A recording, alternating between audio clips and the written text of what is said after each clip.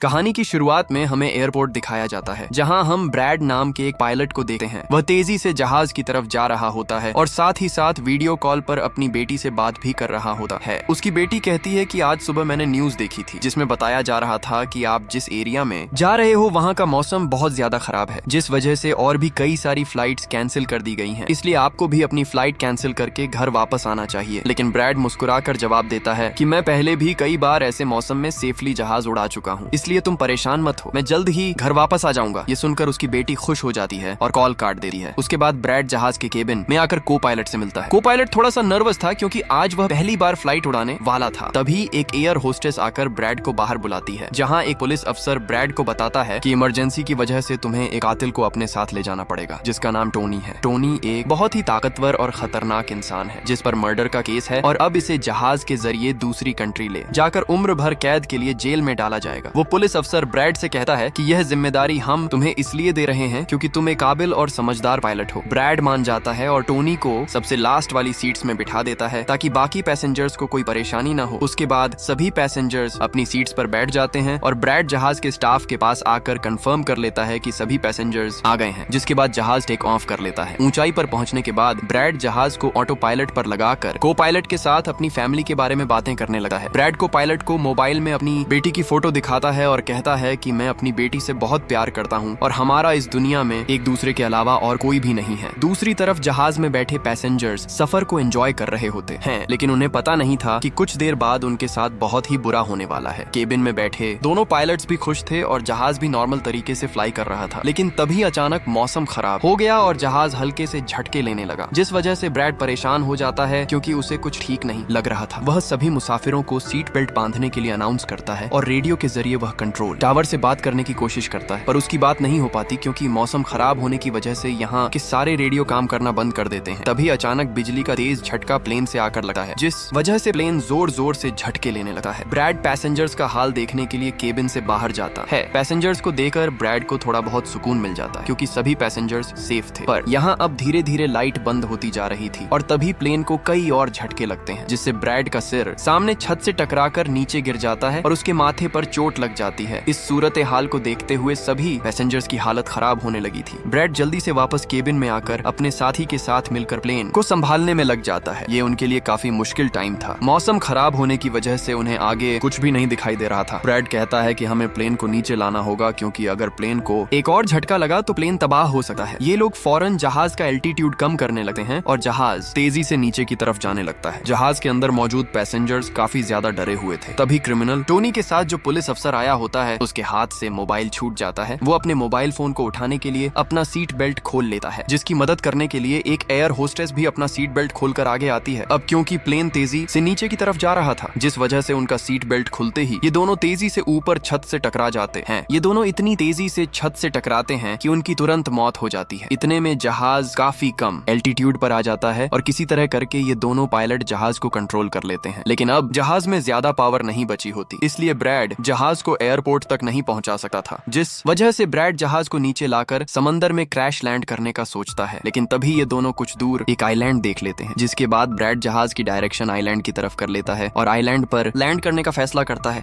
कई मुश्किलों के बाद ब्रैड इस आइलैंड पर मौजूद एक रोड पर फाइनली इमरजेंसी लैंड कर लेता है। लकीली इस इमरजेंसी लैंडिंग में सभी पैसेंजर्स सही सलामत होते हैं और किसी को भी चोट नहीं आती। तभी जहाज में पीछे शॉर्ट सर्किट होता है, जिसे देखकर ब्रैड खुश हो जाता है क्योंकि जहाज में अभी भी थोड़ी बहुत बिजली बची हुई थी। सभी पैसेंजर्स के जहाज से उतरने के बाद एक एयर होस्टेस कैप्टन ब्रैड को बताती है कि क्रिमिनल टोनी को ले जाने वाला पुलिस अफसर मारा गया है और एक एयर होस्टेस भी मारी गई है। ये सुनकर ब्रैड बहुत ज्यादा मायूस हो जाता है। दूसरी तरफ एयरलाइन कंपनी का मालिक देखता है कि उसका एक जहाज अचानक गायब हो गया है क्योंकि उसने प्लेन को लैंड होते हुए नहीं देखा था और काफी देर से रेडियो खराब होने की वजह से उसका पायलट से कांटेक्ट भी नहीं हो पा रहा था। इसीलिए वो एयरलाइन कंपनी का मालिक स्कार्स डेल नाम के एक रेस्क्यू एक्सपर्ट को बुलाता है, जो ऐसे लोगों को ढूंढने का काम करता है जो मुश्किल में कहीं फंसे हुए होते हैं। एयरलाइन कंपनी का मालिक उसे कहता है कि मुझे मेरे प्लेन्स की सारी डिटेल्स चाहिए, जैसे वो कहाँ गया, उसके वर्कर्स और सभी पैसेंजर्स कहाँ हैं। जिसके बाद रेस्क्यू एक्सपर्ट अपने काम पर लग जाता है। दूसरी तरफ सारे पैसेंजर्स इस सोच में थे कि हम यहाँ क्यों उतरे हैं। ब्रैड सभी पैसेंजर्स को इकट्ठा करके समझाता है कि इमरजेंसी की वजह से हमें यहाँ उतरना पड़ा। प्लेन में अभी भी थोड़ी बहुत बिजली मौजूद है, जिससे हम बाकी चीजों को ठीक कर लेंगे। तब तक आप लोग यहाँ आराम से रहें और आप लोग घबराइएगा नहीं, बहुत जल्द हम यहाँ से निकल जाएंगे। जिसके बाद ब्रैड प्लेन के पास आकर उसे ठीक करने में में लग जाता है, पर वो देखता है कि जहाज में पावर काफी कम है, इसलिए उन्हें मदद का इंतजार करना होगा। ये लोग मैप निकालकर खुद ही अपनी लोकेशन देखने लगते हैं ताकि उन्हें पता चल सके कि आखिर ये लोग किस जगह पर हैं। ब्रैड का साथी को पायलट नक्शा देखकर बताता है कि हम एक प्राइवेट आइलैंड पर फंसे हुए हैं। यह जगह बहुत ही खतरनाक है। यहाँ पर ऐसे लोग हैं जो किसी सरकार या गवर्नमेंट की बात नहीं मानते। अगर इन लोगों ने हमें पकड़ लिया तो हमारी जान खतरे में पड़ सकती है और हमारी गवर्नमेंट भी हमें नहीं बचा पाएगी। ये सुनकर ब्रैड कहता है कि अब कहीं से भी करके हमें अपनी रेस्क्यू टीम को यहाँ पर बुलाना ही होगा ताकि वो आकर हम सबको बचा ले, क्योंकि यही एक रास्ता है यहाँ से निकलने का। जिसके बाद ये दोनों मदद बुलाने के लिए रेडियो ठीक करने लगते हैं, लेकिन आसमानी बिजली के टकराने से रेडियो बिल्कुल खराब हो चुका था। अब ब्रैड सभी पैसेंजर्स के पास आकर उन्हें बताता है कि किसी खराबी की वजह से रेडियो काम नहीं कर रहा, लेकिन आप सब परेशान मत हो। ब्रैड उन्हें तसल्ली देता है कि हम आइलैंड के दूसरी साइड पर जाकर रेडियो को ढूंढेंगे और कंट्रोल टावर को अपनी लोकेशन बताकर रेस्क्यू टीम को यहाँ पर भेजने के लिए कहेंगे, जो आकर आप सब लोगों को बचा लेंगे। और यहाँ ब्रैड एक बहुत बड़ा कदम उठाता है। वो कहता है कि मेरे साथ टोनी जाएगा। यह कहकर वह टोनी की हथकड़ी खोल देता है। यहाँ ब्रैड जहाज के को पायलट से कहता है कि तुम जहाज की पावर को रिपेयर करने के काम पर लग जाओ। मैं जल्द ही किसी भी कॉन्टेक्ट के जरिए रेस्क्यू टीम को यहाँ तक लाने की कोशिश करूंगा। जिसके बाद टोनी और ब्रैड रेडियो ढूंढने जंगल में आगे निकल पड़ता है। जंगल में आगे बढ़ते हुए ब्रैड एक खाली पड़ी फैक्ट्री में जाता है जहाँ वो एक टेलीफोन को ढूंढ लेता है, लेकिन वह पुराने जमाने का टेलीफोन खराब पड़ा हुआ था। जिसके बाद ब्रैड साइड पर लगे उस टेलीफोन के तार जोड़ने लगता है और टेलीफोन काम करने लग जाता है। ब्रैड जल्दी से कंपनी के हेल्पलाइन पर कॉल करता है। ब्रैड हेल्पलाइन को अपनी लोकेशन और सब कुछ बता देता है, लेकिन लाइन में कोई गड़बड़ी होने की वजह से सामने वाले इंसान तक उसकी आवाज ठीक से नहीं पहुंच रही होती, जिस वजह से हेल्पलाइन वाले ब्रैड की कॉल काट लेते हैं। तब ब्रैड को एक आइडिया आता है। वह अपनी बेटी को कॉल करता है और उसे अपनी लोकेशन और बाकी सारी चीजें एक पेपर पर लिखकर उसके ऑफिस तक पहुंचाने को कहता है। तभी बातचीत के दौरान पीछे से एक आदमी आकर ब्रैड पर हमला कर देता है, लेकिन ब्रैड उसे काफी मुश्किल से काबू कर लेता है और उस आदमी को मार मार कर बेहोश कर देता है। तभी ब्रैड को महसूस होता है कि एक और आदमी इस कमरे में आ रहा है, इसीलिए जल्दी से वह छिप जाता है। पर वह आदमी कोई और नहीं बल्कि टोनी था, जिसने बहुत सारे गुंडों को मारकर उनके हथियार ले लिए थे। और वह ब्रैड को आवाज देता है कि डरो मत, बाहर निकलो। फिर जब ब्रैड सामने आता है तो टोनी ब्रैड को एक बंदूक पकड़ा देता है उसकी हिफाजत के लिए। उसके बाद ये दोनों जब फैक्ट्री के नीचे वाले फ्लोर में आते हैं तो यहाँ उन्हें एक कैमरा मिलता है। कैमरा की रिकॉर्डिंग और वहाँ पड़े पासपोर्ट से इन्हें पता चलता है कि इस आइलैंड पर रहने वाले आतंकवादी लोगों को किडनैप करके उनकी फैमिली से काफी बड़ी रकम की डिमांड करते हैं। और जब किडनैप किए हुए बंदे की फैमिली की तरफ से उन्हें पैसे मिल भी जाते हैं, तब भी ये लोग उसे छोड़ने के बजाय मार देते हैं। यह देखकर ब्रैड समझ जाता है कि हमारे पैसेंजर्स भी खतरे में हैं। जिसके बाद ये दोनों बाहर निकलते हैं और सामने उन्हें एक गाड़ी दिखाई देती है। यह गाड़ी उस आतंकवादी की थी जो कुछ देर पहले ब्रैड के हाथों मारा गया। अब ये दोनों बाहर खड़ी गाड़ी में बैठ जाते हैं और अपने पैसेंजर्स की तरफ जाने लगते हैं। उधर सभी पैसेंजर्स ब्रैड के इंतजार में बैठे हुए होते हैं कि ब्रैड जल्द ही उनके लिए मदद लेकर आ जाएगा। तभी उन्हें किसी गाड़ी की आवाज आती है। गाड़ी की आवाज सुनकर ये लोग खुश हो जाते हैं और ये लोग समझते हैं कि ब्रैड उनके लिए रेस्क्यू टीम बुला लाया है। लेकिन ये रेस्क्यू टीम नहीं बल्कि इस आइलैंड पर रहने वाले आतंकवादी थे। वो लोग गोलियां चलाकर सभी पैसेंजर्स को डराने लगते हैं। उन गोलियों की आवाज ब्रैड और टोनी ने भी सुन ली थी। जिसके बाद ये लोग कार की स्पीड बढ़ाकर जल्दी से प्लेन तक पहुंचने की कोशिश करते हैं। आतंकवादी ग्रुप का लीडर एयर होस्टेस से सभी यात्रियों की लिस्ट मांगता है। डर के मारे जल्दी से एयर होस्टेस उसे लिस्ट लाकर दे देती है। फिर गैंग का एक आदमी को पायलट से पूछता है कि तुम्हारा सीनियर पायलट कहाँ पर है, जिस पर को पायलट बताता है कि किसी काम से वह जंगल में गया था पर अभी तक वापस नहीं आया। तभी वहाँ पर ब्रैड और टोनी भी पहुंच जाते हैं, लेकिन ये दोनों चुपके से दूर से इन लोगों को देख रहे होते हैं। इसी दौरान एक औरत वहाँ से भागने की कोशिश करती है, पर वो लोग गोली चलाकर उसे मार देते हैं। ये देखकर ब्रैड उनकी मदद करने के लिए जाता है, पर टोनी उसे रोक लेता है और टोनी कहता है कि तुम शांत रहो, अभी जाना ठीक नहीं। गैंग का लीडर सभी पैसेंजर्स को एक बस में बैठा लेता है और गैंग का लीडर अपने दो साथियों को वहीं छोड़कर उनसे कहता है कि जाओ, जहाज के अंदर जो भी कीमती सामान है उसे ले आओ। जिसके बाद ये लोग सभी पैसेंजर्स को अपने अड्डे पर ले जाने लगते हैं। गैंग के जाने के बाद ब्रैड टोनी पर गुस्सा करने लगता है कि वो लोग हमारे पैसेंजर्स को ले गए और तुमने मुझे जाने ही नहीं दिया। जिस पर टोनी उसे समझाता है कि वो लोग काफी ज्यादा थे, अगर तुम चले भी जाते तो इतनी बड़ी आर्मी से अकेले नहीं लड़ पाते। अब ये दोनों प्लेन की तरफ बढ़ने लगते हैं और उन दोनों गुंडों को पकड़ लेते हैं जो प्लेन से कीमती सामान चुरा रहे थे। ब्रैड गन पॉइंट पर उनसे पूछता है कि तुम्हारा लीडर पैसेंजर्स को कहां पर लेकर गया होगा, जिस पर वह बताता है कि यहाँ से कुछ दूर हमारा एक अड्डा है और वो सब वहीं गए होंगे। दूसरी तरफ ब्रैड की बेटी रेस्क्यू एक्सपर्ट के पास ब्रैड का लिखवाया हुआ पेपर दे देती है, जिस पर प्लेन की लोकेशन और सारी जानकारी लिखी गई होती है। रेस्क्यू एक्सपर्ट सैटेलाइट की मदद से प्लेन की लोकेशन का पता लगा लेता है। उन्हें पता चल जाता है कि प्लेन एक आइलैंड पर फंसा हुआ है और उन्हें यह भी पता चल जाता है कि इस आइलैंड पर एक खतरनाक आतंकवादी ग्रुप है। इसके बाद वह रेस्क्यू ऑफिसर अपनी एक प्राइवेट आर्मी के कैप्टन को कॉल करता है और उसे ये सारी सिचुएशन समझाकर उस आइलैंड पर जाने को कहता है। प्राइवेट आर्मी का कैप्टन मान जाता है और अपने साथियों के साथ एक पैसों का भरा हुआ बैग और कई सारे वेपन्स के बैग गाड़ी में लोड करके उस आइलैंड पर जाने के लिए रेडी हो जाते हैं। दूसरी तरफ ब्रैड देखता है कि उन आतंकवादियों के ले जाने से पहले जहाज के को पायलट ने जहाज का पावर सिस्टम रिपेयर कर लिया था और ब्रैड देखता है कि जहाज में पावर वापस आ गई है, जिसे देखकर वह बहुत खुश हो जाता है। अब ब्रैड आने वाले प्राइवेट आर्मी टीम के लिए अपनी यूनिफॉर्म पर एक मैसेज लिखकर छोड़ देता है और टोनी के साथ उस जगह पर निकल पड़ता है जहां गैंग वाले प्लेन के सभी पैसेंजर्स ले गए थे। जंगल के रास्ते से होते हुए ये दोनों उन आतंकवादियों के अड्डे पर पहुंच जाते हैं और ये दोनों गाड़ी से निकलकर चुपके से उस जगह में घुस जाते हैं जहां वो सारे गुंडे पैसेंजर्स को डराकर उनकी वीडियोस बना रहे थे ताकि ये वीडियोस इनकी फैमिली को भेजकर उनसे पैसे वसूल सकें। दूसरी तरफ रेस्क्यू एक्सपर्ट की तरफ से भेजी गई प्राइवेट टीम भी प्लेन के पास पहुंच जाती है, पर उन्हें वहां जब कोई नहीं मिलता तो टीम का लीडर प्लेन के अंदर जाकर चेक करता है जहां उन्हें 2 लोगों की लाशें मिलती हैं। ये वो 2 लोग थे जिन्हें गैंग के लीडर ने प्लेन में से सारा कीमती सामान चुराने का कहा था, लेकिन ब्रैड ने उन दोनों को मार दिया। प्राइवेट टीम के कैप्टन को ब्रैड का छोड़ा हुआ मैसेज भी मिलता है जो उस आतंकवादी गैंग के अड्डे तक आने का रास्ता था। आतंकवादियों के अड्डे पर टोनी और ब्रैड चुपके से उन पर नजर रखे हुए थे और जैसे ही उन्हें मौका मिलता है ये दोनों चुपके से पीछे से आकर 2 आतंकवादियों को मार देते हैं। फिर ये दोनों चुपके से आगे बढ़ते हैं और एक कमरे के बाहर जा पहुंचते हैं। इस कमरे के अंदर सभी पैसेंजर्स को कैद करके रखा गया था। अब ब्रैड इन लोगों को छुड़ाना तो चाहता था, पर वहाँ बहुत सारे गार्ड्स पहरा दे रहे थे और ब्रैड के पास दरवाजे का ताला खोलने की चाबी भी नहीं थी। इसके बाद ये दोनों एक एक करके उन गार्ड्स को मार गिराते हैं और टोनी तो हथौड़ा उठाकर कई सारे गार्ड्स को हथौड़े से मार देता है। यहाँ ब्रैड एक गार्ड से चाबी लेकर उन पैसेंजर्स को कमरे से आजाद कर देता है। वो उनसे कहता है कि जल्दी से उसी बस में बैठ जाओ जिसमें तुम सबको आतंकवादियों ने यहाँ लाया था, और वो सभी जल्दी से उस बस में जाकर बैठ जाते हैं। तभी टोनी ब्रैड के पास आकर बताता है कि यहाँ से गाड़ी के जरिए बाहर निकलने का सिर्फ एक ही रास्ता है, मगर वहाँ कई सारे गुंडे बंदूक लिए खड़े हैं जो हमें देखते ही हम पर गोलियां बरसाना शुरू कर देंगे। जब ब्रैड पैसेंजर्स की तरफ देखता है तो वो सभी बहुत ज्यादा डरे हुए होते हैं। अब यहाँ ब्रैड अपनी जान को खतरे में डालते हुए एक फैसला करता है और टोनी से कहता है कि मैं वहाँ पर मौजूद सभी आतंकवादियों का ध्यान भटकाऊंगा और तुम मौके का फायदा उठाते हुए सभी पैसेंजर्स को यहाँ से ले जाना। अब पहले तो टोनी ब्रैड को ऐसा करने से मना करता है। वो कहता है कि ऐसा करने से वो लोग तुम्हें मार देंगे, लेकिन ब्रैड कहता है कि इसके अलावा हमारे पास और कोई दूसरा रास्ता नहीं है। यह सुनकर टोनी मान जाता है। ब्रैड वहाँ से निकलकर आतंकवादियों के पास आता है। वहाँ ब्रैड गैंग के लीडर से बात करता है कि मैंने हेल्प के लिए इन्फॉर्म कर दिया है, जल्द ही यहाँ पर रेस्क्यू टीम आ जाएगी, इसलिए सभी पैसेंजर्स को यहाँ से जाने दो। ये सुनकर सभी गैंग वाले ब्रैड पर हंस पड़ते हैं और ब्रैड को पीटने लग जाते हैं। गैंग का हेड कहता है कि ऐसे कैसे छोड़ दूं, पैसों के बिना मैं किसी को नहीं छोड़ता। और अब जैसे ही ये लोग ब्रैड को मारने वाले होते हैं तभी वहाँ पर प्राइवेट रेस्क्यू टीम पहुंचकर आतंकवादियों पर हमला कर देती है और काफी देर तक गोलीबारी करने के बाद गैंग के कई सारे लोगों को मारकर वो ब्रैड को छुड़ा लेते हैं और ब्रैड को बस में उठाकर यहाँ से निकल जाते हैं। यहाँ गैंग का लीडर देखता है कि उसके कई सारे साथियों के साथ उसका छोटा भाई भी मारा गया। ये देखकर वह बहुत ज्यादा गुस्सा हो जाता है और कसम उठाकर कहता है कि वो इन लोगों में से एक को भी नहीं छोड़ेगा और सभी को चुन चुन कर मारेगा। इसके बाद वह अपनी टीम से कहता है कि जल्दी से तैयारी कर लो, हम जल्द ही इन लोगों को मारने के लिए निकलेंगे। बस में प्राइवेट टीम का कैप्टन सभी को बताता है कि हम बस 5 लोगों की छोटी सी एक प्राइवेट टीम है जो बस तुम्हें यहाँ बचाने के मिशन पर आए हैं और हम कोई रेस्क्यू टीम नहीं है। रेस्क्यू टीम को यहाँ आने में कुछ टाइम और लगेगा। ये सुनकर ब्रैड घबरा जाता है और कहता है कि हमारे पास टाइम नहीं है क्योंकि गैंग वाले जल्द ही हमारे पीछे आएंगे और हमें देखते ही मार डालेंगे। पर मेरे पास एक आइडिया है। जहाज के पास पहुंचते ही ब्रैड सभी पैसेंजर्स से कहता है कि जहाज में पावर वापस आ चुकी है, यानी अब जहाज स्टार्ट हो जाएगा और हम लोग फौरन यहाँ से निकल जाएंगे। इसलिए आप सब लोग जल्दी से जहाज में बैठ जाओ क्योंकि हम रेस्क्यू टीम का इंतजार नहीं कर सकते। उन्हें यहाँ आने में वक्त लगेगा और अगर हम यहाँ रुके तो उन आतंकवादियों के हाथों मारे जाएंगे। यह सुनकर सारे लोग प्लेन में बैठ जाते हैं जबकि ब्रैड प्लेन की तमाम चेकिंग करने में लग जाता है और प्राइवेट टीम के लोग पहले से आने वाले खतरे के लिए तैयार बैठ जाते हैं। तभी अचानक वो आतंकवादी ग्रुप आकर उन पर हमला कर देता है, जिन्हें देखकर प्राइवेट टीम उन्हें रोकने में लग जाती है और यहाँ दोनों तरफ से काफी गोलीबारी होती है। पर इस प्राइवेट टीम के पास काफी अच्छी गन्स थी जिस वजह से वो बहुत सारे गुंडों को मार देते हैं। ब्रैड जल्दी से प्राइवेट टीम के लीडर को बताता है कि मैं अगले 5 मिनट बाद जहाज को स्टार्ट करने वाला हूँ और तुम सब भी जल्दी से जहाज में चढ़ जाना। इसके बाद ब्रैड टोनी के पास जाता है और उसका शुक्रिया अदा करता है कि तुमने मेरे इतने मुश्किल वक्त में साथ दिया। ब्रैड खुद को गोलियों से बचाते हुए अंदर जहाज में आकर अपने केबिन में बैठ जाता है और अपने साथी को पायलट के साथ मिलकर प्लेन को स्टार्ट करने में लग जाता है। उधर टोनी के पास गोलियां खत्म हो जाती हैं और जब वह बुलेट्स ढूंढने के लिए प्राइवेट टीम का बैग चेक करता है तो उसे वहां पैसों से भरा हुआ एक बैग मिलता है। लेकिन इस वक्त टोनी पैसों को छोड़कर दूसरी बैग से गोलियां निकालकर दोबारा आतंकवादियों से लड़ने लगता है। यहाँ तब तक ब्रैड भी प्लेन को राइट साइड पर घुमा देता है। अब प्राइवेट टीम के सोल्जर्स भी एक एक करके जहाज में चढ़ने लगते हैं और टोनी उन्हें कवर फायर देता है। पावर आने की वजह से रेडियो भी काम करने लग जाता है। अब ब्रैड को प्लेन कंपनी का मालिक बताता है कि मैं तुम्हें कोई सुरक्षित जगह बता दूंगा जहां तुम जा सकते हो। अब सभी लोग जहाज में चढ़ जाते हैं पर टोनी नहीं चढ़ता। वह पैसों से भरा बैग लेकर वहां से भागने लगता है क्योंकि अगर वह इनके साथ प्लेन में वापस गया तो पुलिस वाले उसे फिर से पकड़कर जेल में डाल देंगे। गैंग का लीडर अपने साथियों को मरता हुआ देखकर गुस्से से पागल हो जाता है। वह प्लेन के सामने रॉकेट लॉन्चर लाकर उन्हें एक ही झटके में उड़ाने का सोचता है, लेकिन सही टाइम पर टोनी उसे देख लेता है। अब टोनी जल्दी से बंदूक उठाकर उसे शूट करके मार देता है और सभी लोगों की जान बचा लेता है। ये देखकर ब्रैड टोनी के इस काम से बहुत खुश हो जाता है और ब्रैड अपनी पूरी ताकत लगाकर प्लेन उड़ाने में कामयाब हो ही जाता है। यह देखकर टोनी सभी पैसेंजर्स और ब्रैड के लिए खुश होता है और पैसों का भरा हुआ बैग लेकर जंगल की तरफ भाग जाता है। ब्रैड जहाज को इस आइलैंड से दूर ले जाता है और जहाज का मालिक उसे एक एयरपोर्ट के बारे में बताता है जहां ये लोग जा सकते थे, जो अब इनके काफी करीब था। ब्रैड एयरलाइन कंपनी के मालिक की बताई हुई जगह की तरफ जहाज को ले जाता है, लेकिन तभी एक बार फिर जहाज के इंजन में आग लग जाती है और जहाज तबाह होने लगता है। इसलिए ब्रैड दोबारा से इमरजेंसी वार्निंग ऑन करता है और धीरे धीरे जहाज को नीचे रनवे पर लाने की कोशिश करता है। फाइनली बड़ी मुश्किल के बाद ब्रैड जहाज को रनवे पर उतार देता है और सब लोगों की जान बच जाती है। ब्रैड और उसका साथी को पायलट काफी खुश हो जाते हैं। उधर प्लेन कंपनी का मालिक और उसकी टीम भी बेहद खुश थी। अब ब्रैड पैसेंजर्स का हाल देखने के लिए पीछे जाता है तो वह देखता है कि सभी पैसेंजर्स सेफ हैं और ये देखकर उसके दिल को सुकून मिल जाता है। वहाँ खड़े सभी पैसेंजर्स ब्रैड के लिए तालियां बजाने लगते हैं और ब्रैड का शुक्रिया अदा करते हैं। कुछ ही देर में वहाँ उनके लिए रेस्क्यू टीम भी आ जाती है, जिसे देखकर सभी पैसेंजर्स खुश हो जाते हैं। यहाँ ब्रैड सभी पैसेंजर्स को रेस्क्यू टीम के साथ भेज देता है और कैप्टन फाइनली सुकून की सांस लेते हुए जहाज की सीढ़ियों पर बैठकर अपनी बेटी से कॉल पर बात करता है। इसी के साथ यह कहानी खत्म हो जाती है। अगर आपको वीडियो अच्छी लगी हो तो हमारे चैनल को सब्सक्राइब और वीडियो को लाइक जरूर कीजिएगा।